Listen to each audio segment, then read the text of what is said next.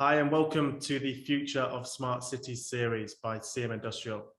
During this week of webinars, we plan to find out how smart cities will impact the future of the industries that we serve as a talent solutions provider. I'm today's host, Lewis Martin, and in this webinar, we'll discuss how smart buildings, more specifically ESG and sustainability, are essential for smart cities to function properly. To discuss this, I'm joined by an expert panel of well-established ESG and sustainability leaders. Before we get introduced, just a quick reminder that we'll be running a live Q&A later on. So if you have any questions, please pop them into the chat and we'll do our best to address them. Anyway, let's get started.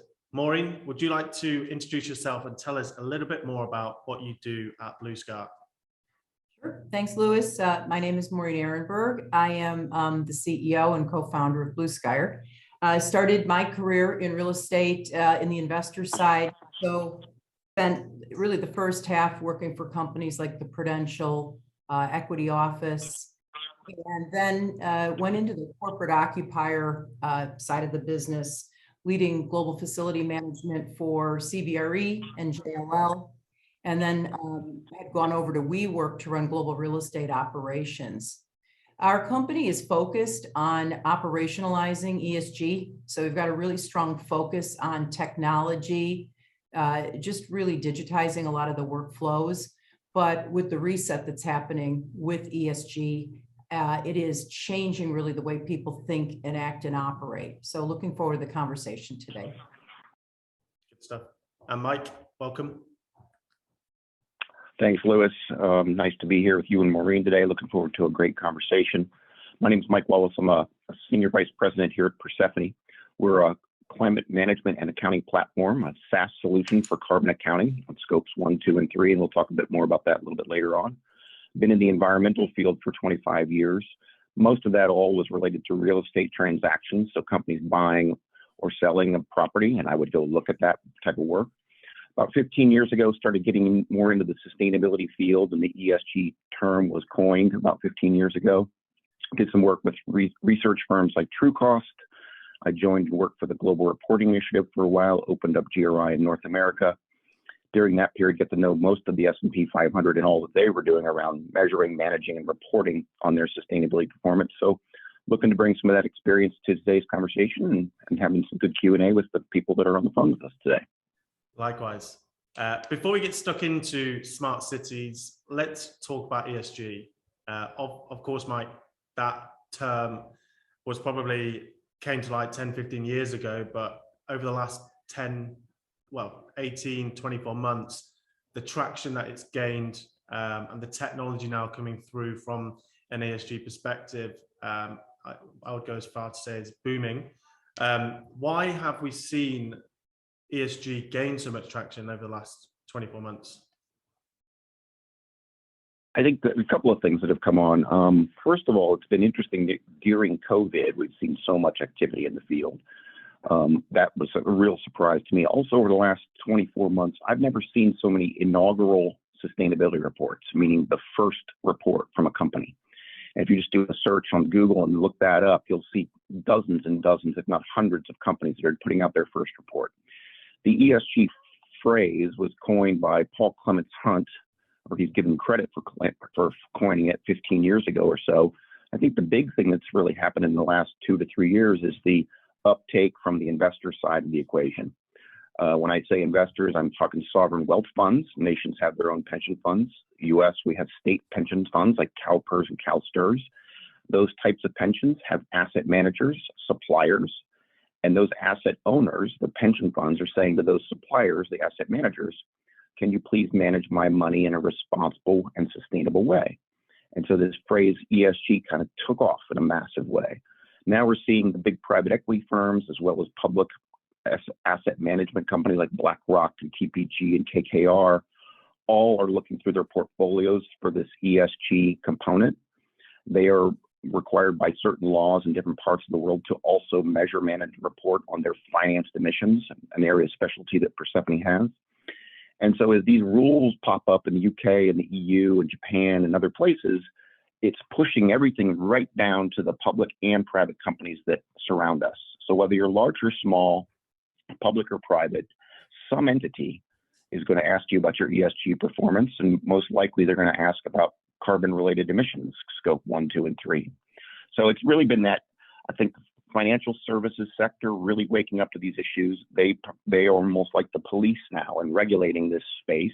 The regulatory developments that we've seen is number 2, and then consumer demand and consumer awareness about greenwashing is number 3. Mm-hmm.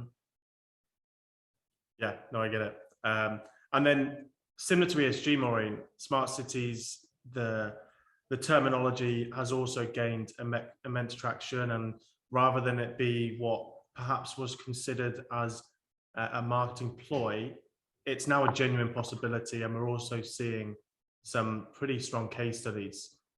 Why do you think that is? It's really almost two sides of the same coin, Louis, when you talk about ESG and what those drivers are. So the 3 most basic and fundamental elements of a smart city or an ESG strategy, when you start looking more broadly, is first your infrastructure. So when you start looking around the world at the different infrastructures, particularly like it's a huge topic, obviously, here in the US, but in many countries. And if you think about a little bit more broadly, climate change and what's happening.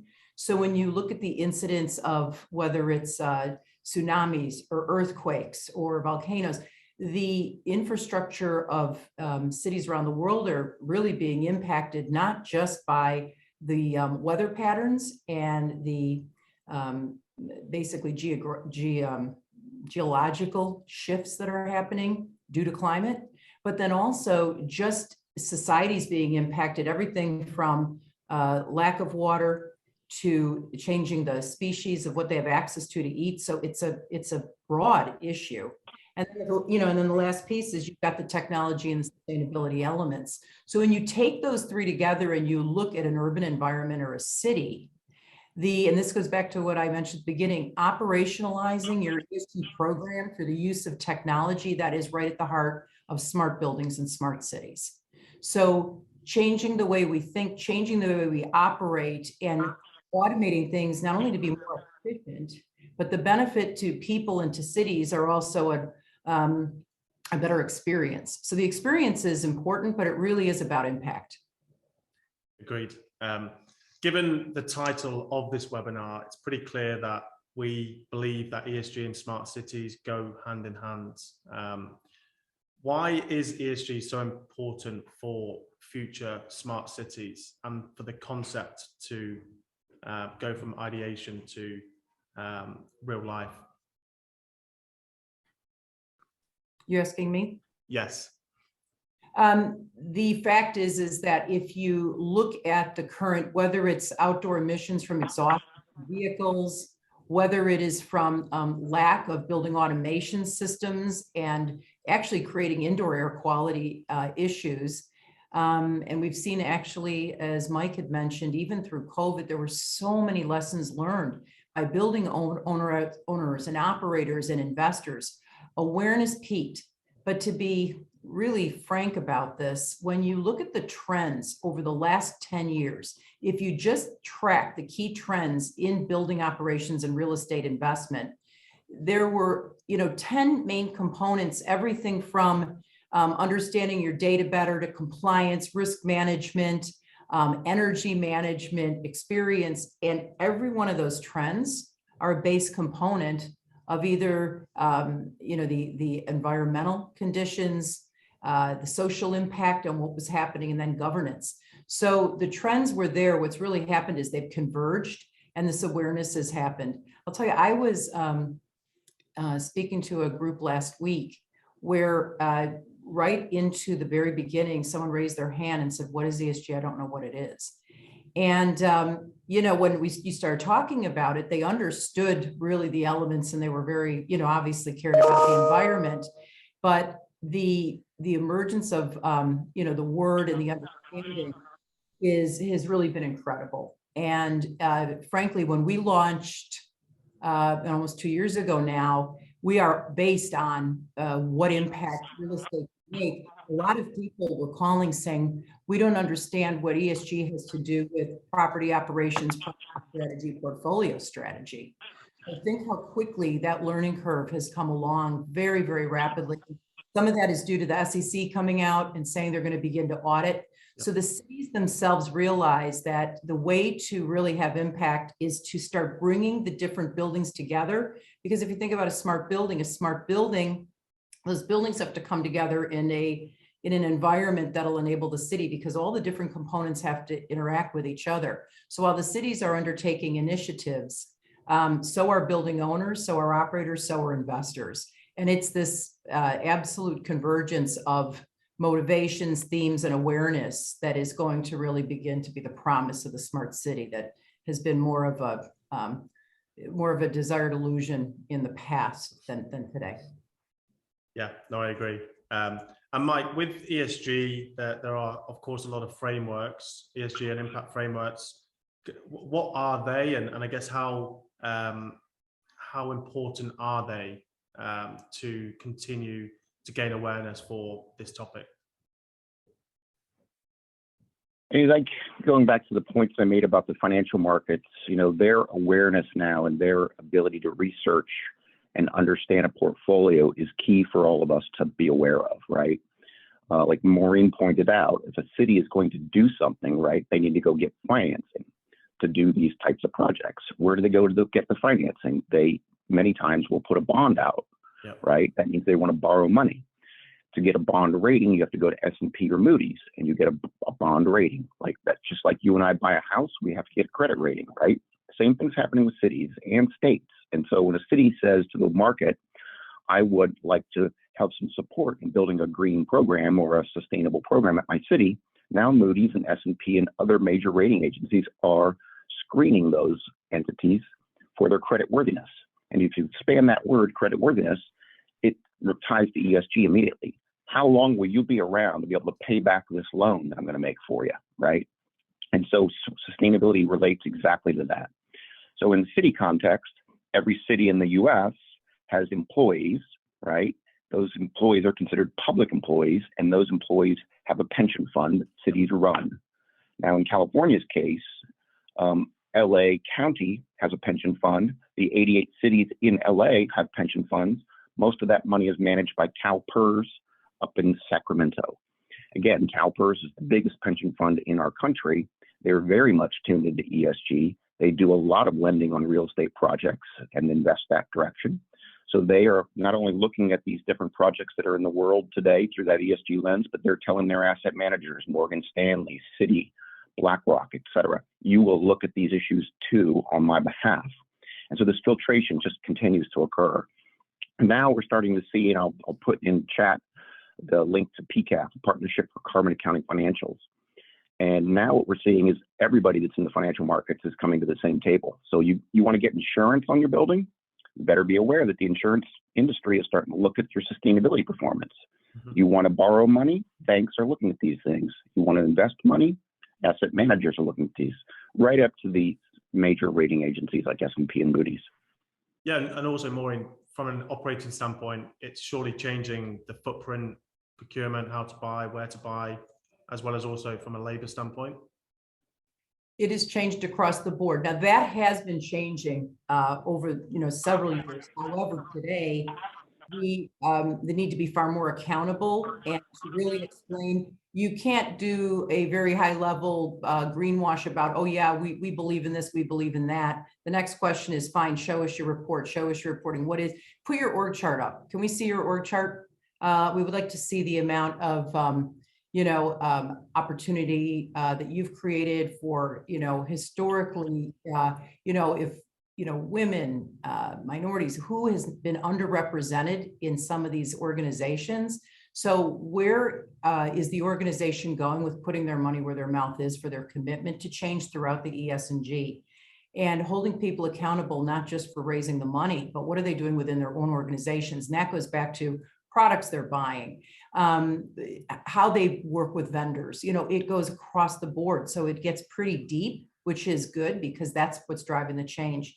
One thing I would mention is that many of these funds, as Mike mentioned, are raising billions of dollars for infrastructure investment. And what this means is we haven't had a tremendous amount of success on public-private partnerships in the past in the US. It's far more prevalent in Australia, Canada, the UK, many countries around the world. we will probably begin to see much more acceptance of that concept with the amount of money that's out there, and really the need for our infrastructure to change in order to really start to deliver the promise of the smart city. Is going back into something like the Paris Agreement, is that going to assist driving this initiative forward? Like, I'm sorry, Lewis, what was that question again? the Paris Agreement, Biden now going back into the Paris Agreement will have an impact on ESG initiatives and ultimately driving these forward. Yeah, most definitely. I mean, we're talking directly to various departments of the U.S. government, from the EPA to the Department of Defense to the General Services Administration, and including the SEC, Maureen mentioned earlier. The SEC will put out a rule here in the next 4 to 6 weeks about carbon disclosure of from publicly traded companies. If you look at patterns in the world, Japan, the UK, Europe are doing similar things. So if you're a global business, you need to be aware of these things. And again, that pushes down through the financial markets, right? Again, the borrower, the lender, the investor will need to report on their overall footprint. Therefore, they're going to need to report on their portfolio of projects and companies under their control, or where they're investing. That's where PCAF comes into play. So I put that link in there for you all to understand a little bit more about that. With Biden's rules and commitments too, there is a massive supply chain ripple right in our own country.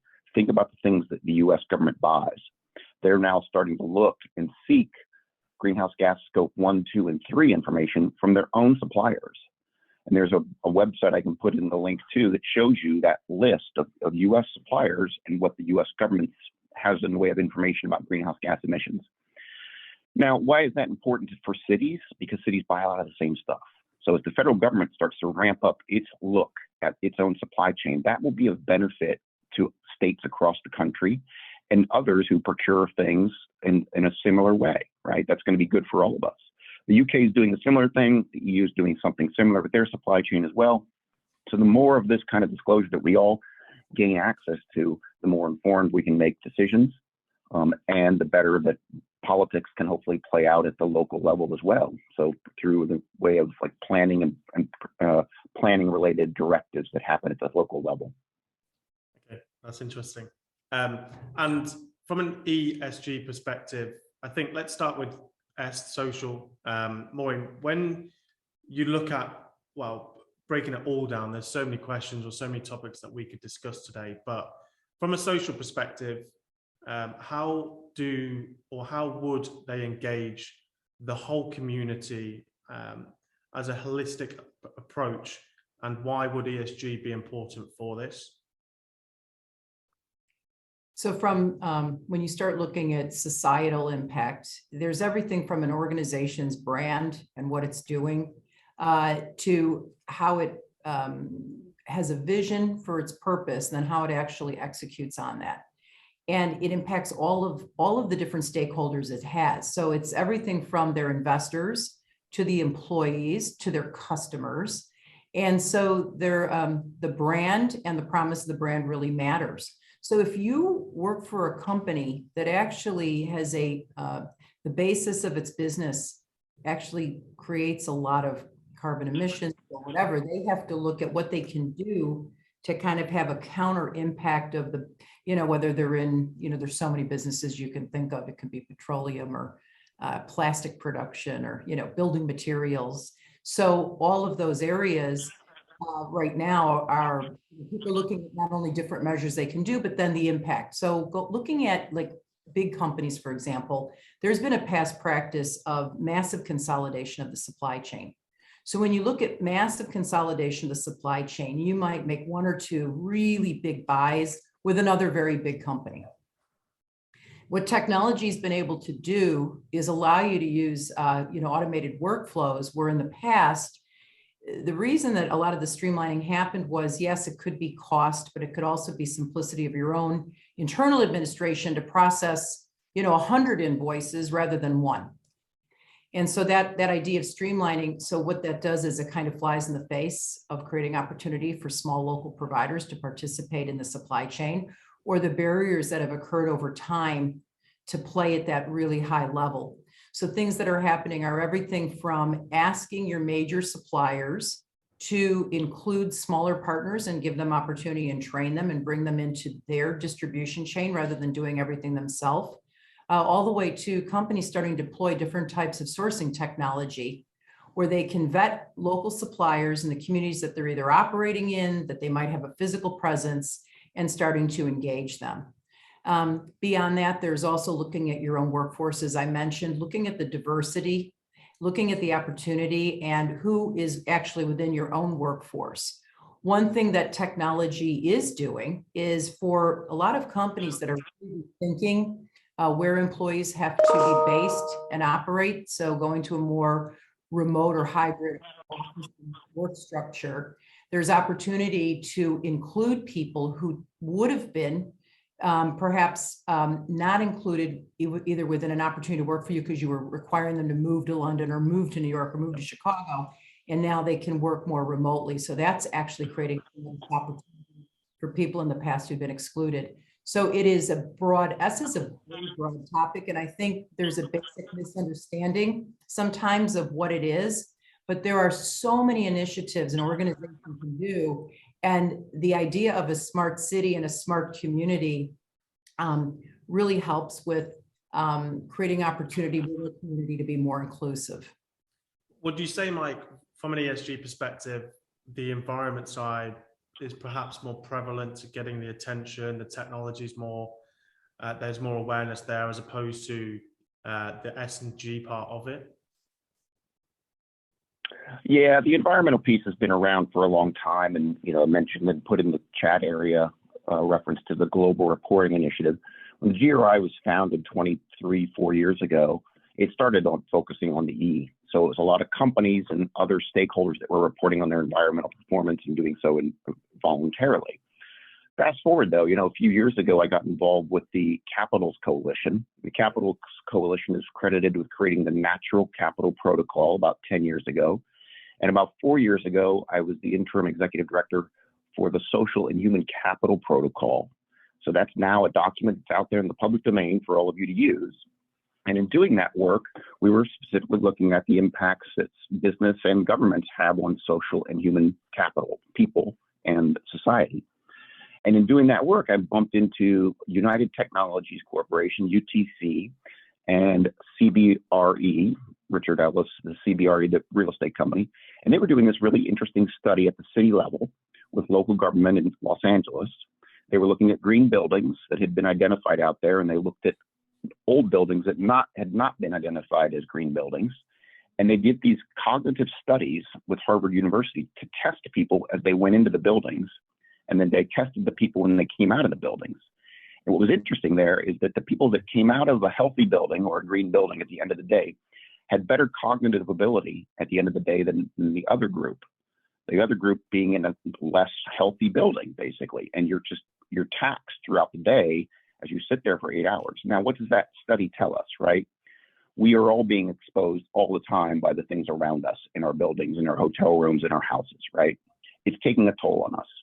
If you create a healthier environment, more light, more open space, better building materials, you're producing less damage on the occupants of that building, but they're also performing better. So there's that financial connection again. If I'm going to get more productivity out of my people over the course of 8 hours, and I can prove it by testing them at the end of the day, like Harvard did, why would I not want to invest in a smart green building, right? And so that's kind of some interesting work that's going on out there that I just find, connects us immediately to the environmental impacts, right? Because the products that we put in those buildings not only have environmental offset emissions related to them, but the way that those products were built and are disposed of later have environmental impacts, but it all connects to people. Yeah, and it's I'm going to add, because on my board, on my advisors, you'll see Dr. Joseph Allen. So he's actually from Harvard, who conducted the studies. And his thought process on that, even during COVID, working with K through 12 and returning to the classroom, it really does come back to the way you operate the property. So when you're looking at the amount of fresh air you're bringing in, typically buildings like to close down the amount of fresh air they bring in, because you can keep a constant temperature going the more closed the system is, particularly where you've got a lot of very cold weather or hot weather. It's expensive to bring in more fresh air because then you have to cool it or heat it and then distribute it. What his study showed is that if you increase the amount of fresh air intake, you're increasing the amount of fresh air and oxygen you're bringing into the building. And so as you're recycling it, though you could save, it's going to cost you more to operate the building, but the payback in return on people for the productivity, for the cognitive function, for being less sleepy, for being more alert, for feeling better, has a better return if you think of the cost per people per square foot than the energy savings. And so this is this balance that goes back between sustainability measures and then energy measures. When you look at the environments that you're creating and curating, and then that ultimately has an impact on the S in societal impact.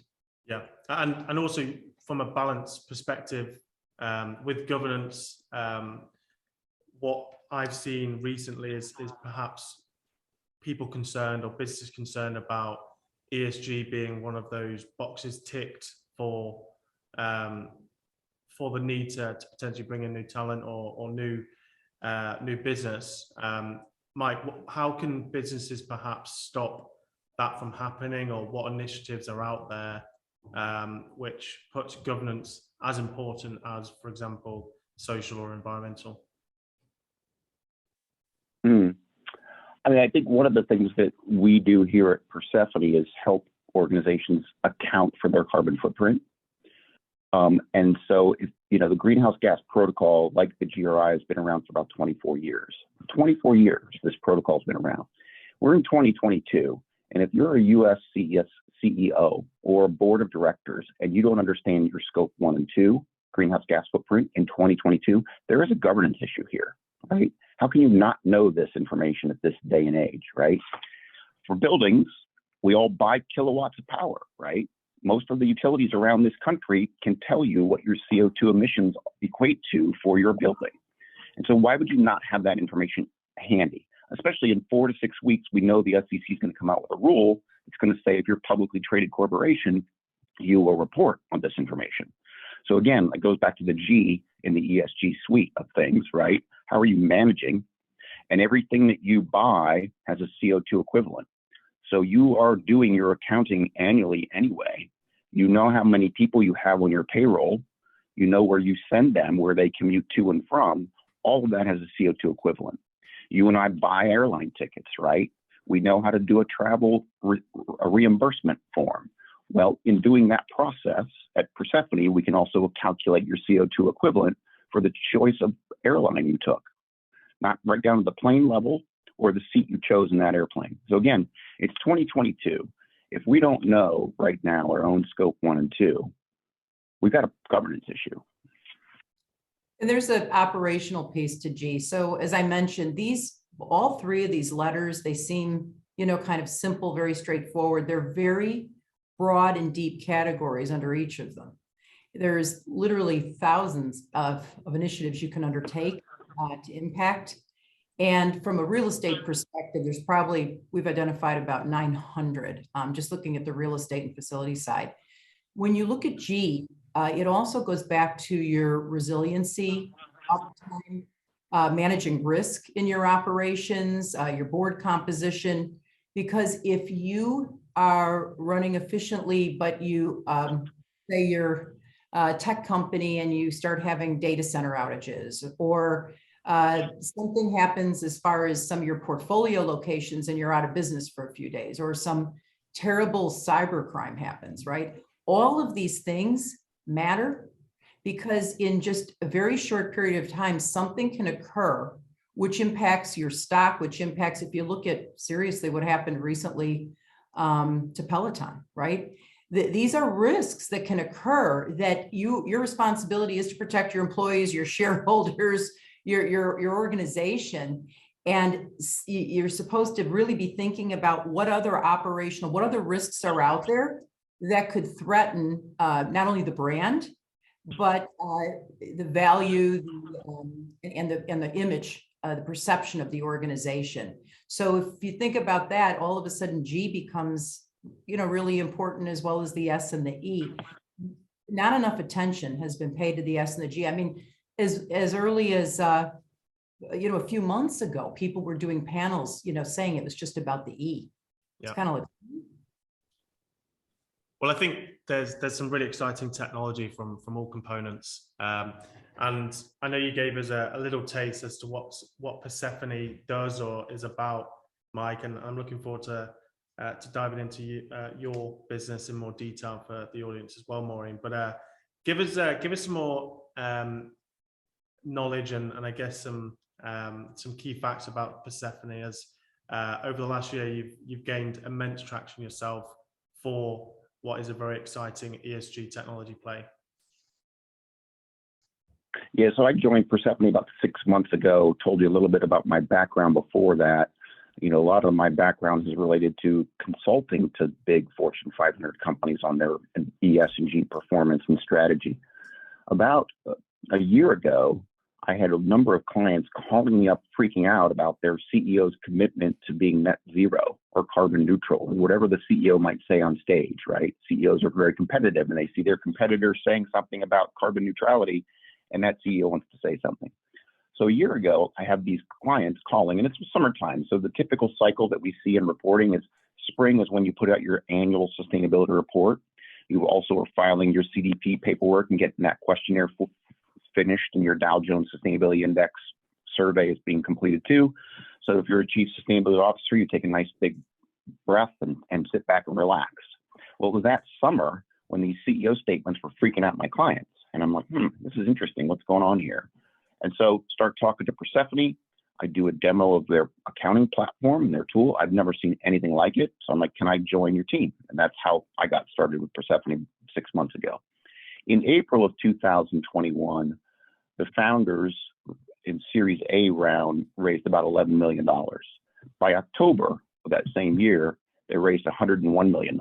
As a tech startup in the carbon accounting field, that was one astronomical amount of money to raise, and two, is an indication of how this market's exploding, right? So now you look around and you see everybody talking about carbon emissions, carbon accounting. I'm at an energy conference here in Florida this week. Everybody's talking about the transition to a low carbon economy. Well, how does one know if you actually are transitioning if you don't know your baseline number to begin with, and then your number at the back end? Like, how does one account for this information? And again, going back to the beginning of Persefoni, the co-founders all came from Chesapeake Energy. They were all being tasked with how to figure out their own carbon footprint. And again, as a consultant, I used to do this kind of work, and we would use spreadsheets. That's the consultant's way to do it, right? 95% of the world's companies that are doing this, or cities, are using an Excel spreadsheet. It's very cumbersome. It's very time intensive. It's great consulting work for someone like me. But at the end of the day, as soon as I give you that Excel spreadsheet, it's old, right? There are calculations that go on in the background of that spreadsheet that now we put into a software solution. So it's always being updated. It's always, these emissions factors are being looked at by our teams. So you can now have an ongoing dashboard in front of you and your executives and seeing your real-time CO2 equivalents across the various activities that your company's involved in. And so that could be a company, public or private, or it could be an entity like a university, or it could be an investor looking across their portfolio, or it could even be a city or a nation. Very interesting. Before we jump into yours, Maureen, just a quick reminder to ask for questions. We'll be doing them in around 5-10 minutes time. If we don't get, or we've had a few come in, but if we don't get any, then I'll assume that we've covered all topics very well between us three. But yeah, Maureen, would love to hear more about Blue Skyre and also what you're seeing, because you've come from a slightly different approach to ESG. Yes. So as I mentioned, we saw the trends were really changing the way real estate was being acquired, operated, viewed. Retail kind of really started that years ago when the idea of a shop went from being a noun to a verb.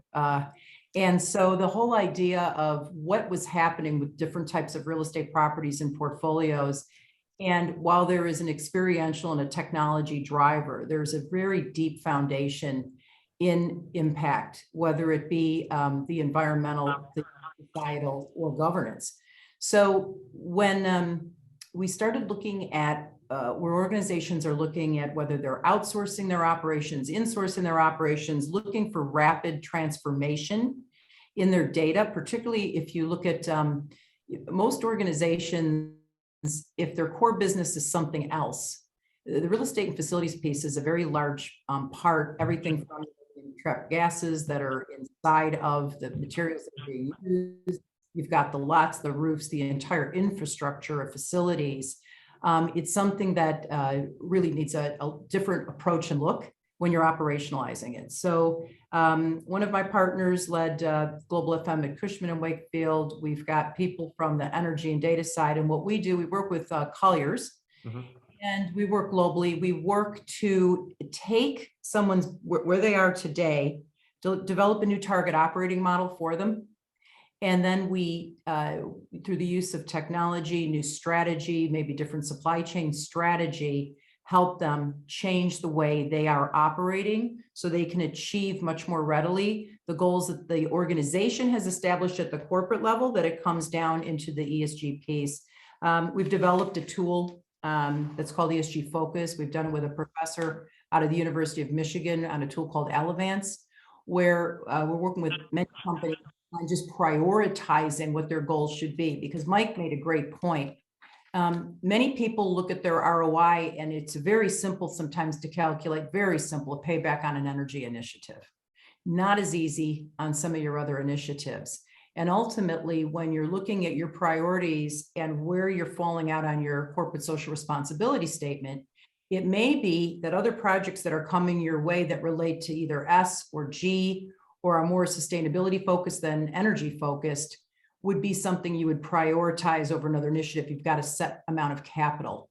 So that whole idea around initiatives prioritization and then leading to how you're accounting for it, is particularly when you're going to start getting audited now, it all kind of flows from the original strategy to how you're executing to make sure that, you know, when you're reporting at the end of the year, that you've actually moved the needle in the areas you were supposed to, rather than getting random results because you were doing it on ROI and not on a holistic strategy. Okay, interesting. And we've spoken about pension funds, ESG, and the investment going into it. Would you say, Mike, that there's also a systemic impact too? Systemic to a company or an organization, or both. How do you mean? Yeah, both. Yeah, I mean, with all of the work that I've done, you know, in this consulting space, it's been really fascinating to see how high up a sustainability strategy now goes. Literally board level involvement, right? And going back to Maureen's point too, when this SEC rule comes out, and it's nothing new. We've been talking about this for a while since the Obama administration. So if you're a U.S. company, it's not like this is a surprise. And if you're a multinational corporation with big customers, they're asking you about your carbon footprint too. So it's nothing new. But now when the SEC comes out with this rule and it gets implemented, there'll be an enforcement aspect to it. And as Maureen mentioned too, when you write this type of information in your annual financial filings, the CEO has to sign off on it, right? It becomes very important then that the CEO knows that everything in those documents is accurate. That's where the big four assurance companies come in and others that do assurance. So you're going to need that attestation by your accounting firm that says, yes, all of these numbers are accurate and correct. That becomes a whole nother kettle of fish in this world of ESG and how serious it's going to get. So I guess that's the main thing, is when it becomes systematic like this, it's because it's going up to the top level of the organization. Now, in the world of sustainability reporting, we like to use the word material and materiality. And if you do a GRI report, the GRI process and methodology takes you through a materiality assessment. And having worked for the GRI for many years and doing the consulting around it, that materiality assessment can be an incredibly valuable process to go through. Most of the biggest companies on the S&P 500 have done this. If you just Google GRI materiality matrix and a company's name, 80% of the S&P 500 are doing this, and you're going to find their materiality matrix. And you're going to see from their point of view and from their stakeholders' point of view, who is doing, what are the most important issues. So materiality is a very key part of this. And, you know, throughout the materiality assessment and process, people, planet, profit all come up. So the full ESG spectrum comes up in every company. Maureen, what about limitations to ESG going up into smart cities? There are, of course, some, and we are starting to see more and more stringent laws and reporting come into play, which in my view is much needed. But where are the other limitations, if any? Well, there's actually several, and some of it just come down to, and maybe because while all of this has been around a long time, it's early days, as Mike mentioned, for a lot of people. And you still see a tremendous amount of people operating in a very siloed nature. So buildings that can be right next door to each other, areas within a district, they can still be sort of operating in a way that it's, I'm doing this, you're doing this, and we don't even really exchange what we're doing. It's my secret or something. Mm-hmm. What this is going to do, as far as transparency goes, is probably going to start to begin to force people to think a little bit more broadly about the areas they're operating in, because there's tremendous benefit if you can show that you're having a broader impact. And so for a smart city, and looking at what your impact is within the areas that you are operating, where your people work, where you might be able to get more benefit from doing something collaboratively. So if you think about cities where even everything from, you see like chilled water loops, different areas, but even central demand. So if you could create a grid for demand management, so just think of a very large city, and if you could create, if let's say you could get, like one of the BOMA groups, right, where you've got members that are, just the square footage of those buildings, 120 million feet. And if you could create a knock that would start to shift demand from one building to another over time.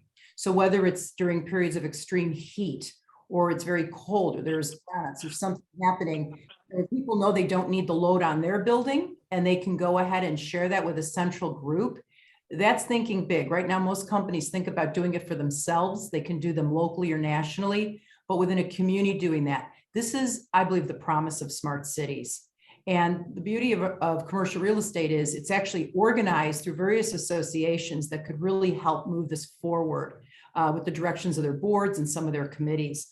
So I think the changes in these imperatives are going to get people to begin to think differently. I guess one of the big threats to all of this still goes down to InfoSec and the threat to what would happen if someone were able to, hack a system, start to think about bringing big groups down.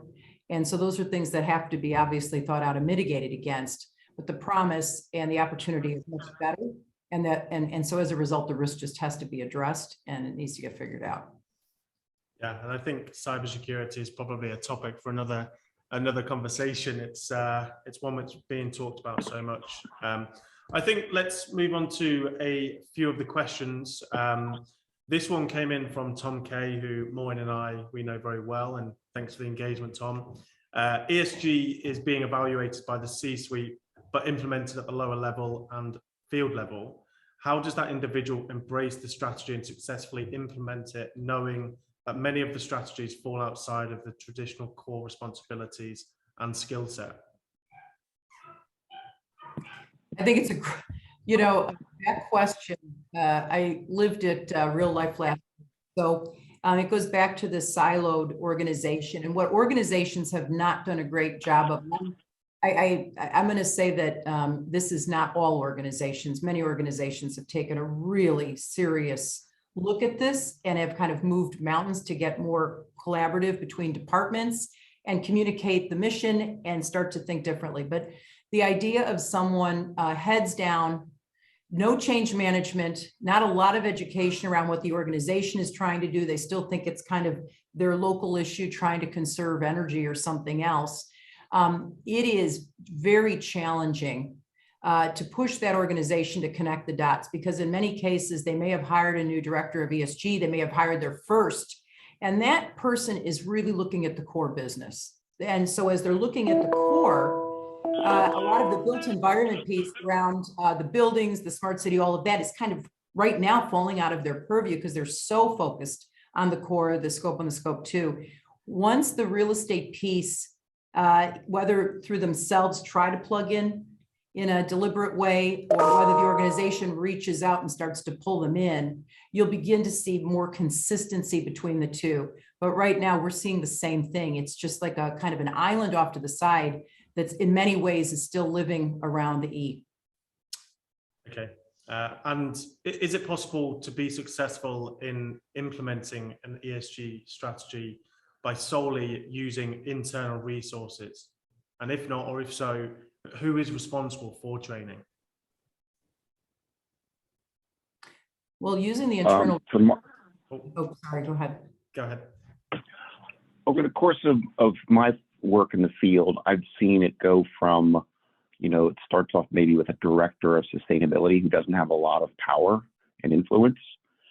We then saw, a number of younger people get that kind of job. They didn't have a lot of history in the company, so they really didn't know where to go and leverage different departments. We then saw a transition where people that had been at the company for a long period of time were then tapped to be the chief sustainability officer. And so now I've seen much more of that now. Why is that important? Because the person's probably been around the company for 10 to 15 years, knows where all the bodies are buried, but also knows how to work the different departments that you need to talk to. You literally, if you're a professional services firm, you kind of have a small footprint. It's your buildings, your people, your data centers, your security, et cetera. But if you're a large global manufacturing firm, you have all sorts of things to be dealing with. So it could be a team of dozens of people literally that you're tapping into. The strongest teams I've ever come across consist of the general counsel, because these are legal issues now, and whether you're public or private, you're going to disclose some stuff that you might not be comfortable with, and you're going to be doing a lot of it voluntarily, right? If you're publicly traded, you want investor relations involved. You don't want too much of the comms and the marketing side. You don't want to make a fun story that gets you in trouble, right? So a lot of comms people start to get involved in this and they get excited, but I beg to differ that you don't want to make it too much of a glossy bugs and money kind of story. So you want your general counsel, legalized, investor relations if you're publicly traded, and hopefully you've got a chief sustainability officer. And then hopefully you've got someone at the board level. Maybe it's the risk committee, or maybe it's the audit committee, or in some cases there are sustainability committees that exist at the board level. So that kind of creates your dream team, at least from my vantage point. Maureen, if you've got something different to add, please. Yeah, those situations, from my experience, particularly if you look at real estate, is rare, or they're very rare. And if they're there, those dream teams, somehow the real estate and facilities team is not part of that dream team. They're still being told, go save some energy. And I think that some of them, there's been this awakening recently around the supply chain and the amount of money that's being spent in facilities. It's usually the third biggest, but no one's been paying attention to that spend. And part of it is because it's very difficult for them to follow it based on the way it's coming in through the ERP. So it's almost like push it to the side right now, simply because it's very complicated to try to unravel and understand where it's all going. But beyond that, there's a huge move afoot. There's a lot of new hires. So it would be great to have someone who's been around for 15 years, but a lot of the people we're working with have been around 6 months. So you've got a lot to do, but it's so fantastic that they're actually coming into the organization and starting. I think it could very well be, Mike, just based on your consulting experience, people's awareness brought you in, and we tend to be in an area where the awareness is coming up very quickly up to speed, because it's really been focused for the most part in the past on energy. Okay. Final two questions, and this one comes from Sarah. They mention or ask to expand on your comments regarding new and forthcoming SEC regulation around carbon, and where they could find specific resources for this. Like I mentioned in the chat area, I just Google it, really look up these things, these terms, because there's tons of news out there. Monitor. Maybe look up Tim Moen on our team here at Persefoni. He's got a great newsletter that comes out every week. Yep. Bob Eccles, real well-known expert in the field, is doing a lot of writing about it. SASB's doing a lot of writing about it too, which is now the Value Reporting Foundation, which has now been absorbed into the International Sustainability Standards Board, a branch of the IFRS Foundation. Sorry to throw so many acronyms, but Sustainability field loves acronyms, so there's a few more to monitor and manage. The SDC's website has some interesting stuff to look at. You know, during the Obama administration, they had an investor advisory committee that was in existence, and that list of people was made public. During the Trump administration, a lot of these types of things went away and disappeared. Now that Biden's in office, a lot of new things are available for us to see.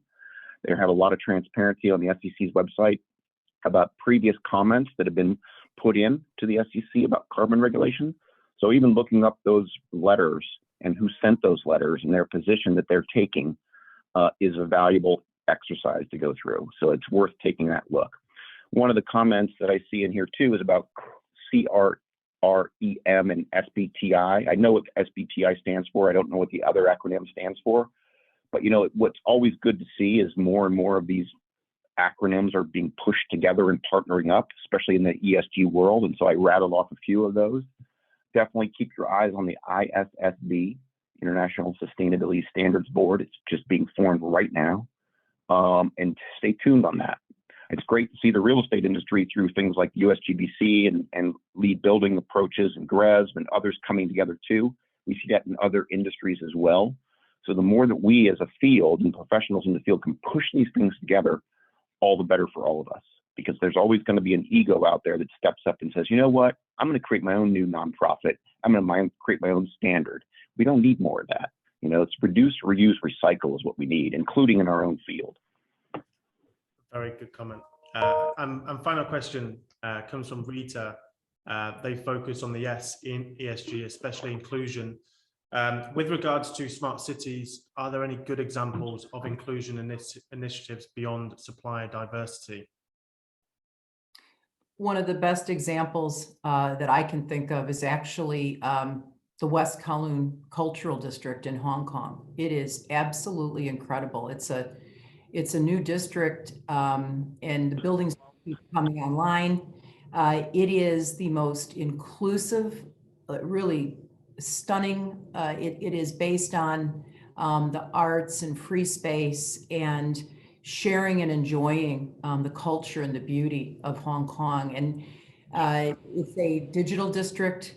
It is early days, but that vision is incredible. And I guess, you know, the other closest district I can think of is like the plans for OC Vibe in California. Yeah. That's on the books. That's not it. So I would say that and what it's creating as far as even for the New Year's celebrations and people coming to community, it's really a beautiful thing to see. Well, I think that is a good place to leave it for today. Thank you for everyone joining us, and a big thank you to Maureen and Mike. Apologies if we've not been able to answer any questions. I'm sure if you direct message myself or the panel, would be more than happy to give you an answer for them. A video recording of this discussion will be released soon, so keep a lookout for that in your emails. And we'll also be creating a downloadable PDF featuring today's main takeaways, as well as insight from our remaining The Future of Smart Cities webinars. You should find a link to reserve your copy in the chat right now. And hopefully, if you've enjoyed today's webinar, then don't forget we've got lots more running this week covering the future of the water industry, manufacturing, smart buildings, smart waste, and cybersecurity. The link to attend these webinars is in the chat also. And finally, if you have an upcoming hiring project or would like to find out more about how CM Industrial are striving to change the way the world sees recruitment, then get in touch. You can send me a direct message on LinkedIn or go to searchingindustrial.com. Anyway, that's it from me. Thanks again, and have a great day.